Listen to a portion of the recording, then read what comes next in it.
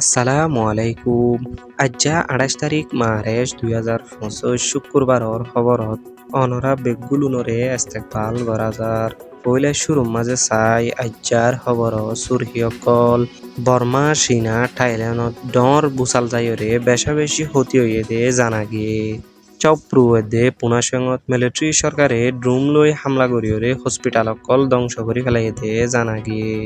নেপ্রিডম মাঝে ৮০ বছর ফুরাইয়ে দে টেমটনি পালন করছে দে জানা গিয়ে চ্যানেলের মাঝে যদি নতুন ওই দইলে চ্যানেলবারে সাবস্ক্রাইব করিয়রে খবরবারে শেষ পর্যন্ত চাইবল্লা আরজ করা যার এবার খবরর খুলাসা বর্মা চীনা থাইল্যান্ডত আজিয়া দিনৰ ১২:৫০ বেশা বেশি জবরদস্ত বুসাল যাইরে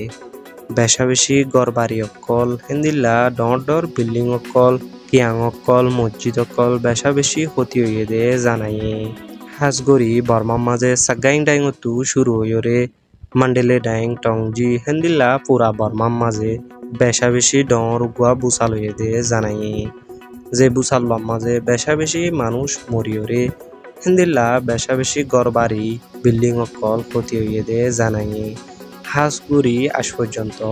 সদুন মানুষ মজ্জে আর সদুন মানুষ গাই লইয়ে রিপোর্ট বাইরই নোয়াইয়ে হেন্দিল্লা আবারও ৬ ঘণ্টা পরে বুসাল বাইত ফারে দে ইয়ান সাইন্সদার কলে হদ দে জানা গিয়ে